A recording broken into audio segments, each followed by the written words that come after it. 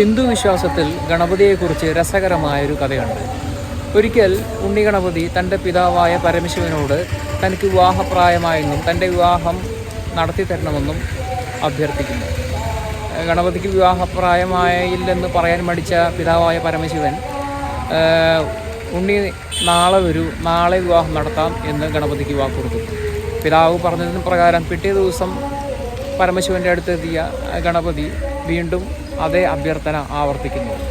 അപ്പോൾ പരമശിവൻ പറയുന്നത്, നാളെയല്ലേ ഉണ്ണിയുടെ വിവാഹം നടത്തിത്തരാമെന്ന് ഞാൻ വാക്ക് തന്നത്, അതുകൊണ്ട് വീണ്ടും നാളെ വരാൻ പറയുന്നു.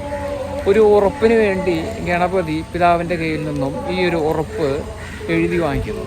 എല്ലാ ദിവസവും ഈ കുറിപ്പെടുത്ത് നോക്കി വായിക്കുന്ന ഗണപതി തൻ്റെ വിവാഹം നാളെ നടക്കുമെന്ന് വിശ്വസിച്ച് ജീവിക്കുന്നു. ഒരാൾ ചെയ്യുന്ന കാര്യങ്ങൾ ഒരു അന്തമില്ലാതെ നീണ്ടുപോകുന്ന അവസ്ഥയെ, അല്ലെങ്കിൽ നാളേക്ക് എന്ന നിലയ്ക്ക് നീണ്ടുപോകുന്ന അവസ്ഥയെ നമ്മൾ ഗണപതി കല്യാണം പോലെ എന്ന് കളിയാക്കി പറയാറുണ്ട്. പ്രത്യേകിച്ച് വിവാഹത്തിൻ്റെ കാര്യത്തിൽ വരുമ്പോൾ എല്ലാ ഗണപതി കല്യാണങ്ങളും അവസാനിക്കുന്ന ഒരു സ്ഥലത്താണ് ഞാനിപ്പോൾ നിൽക്കുന്നത്.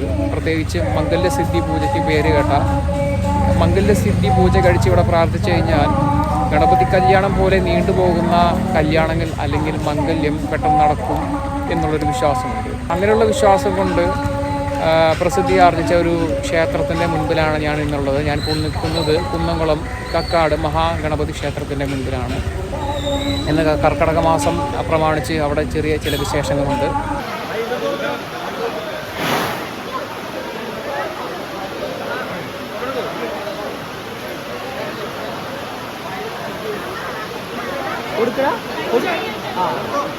അപ്രധാനുണ്ട്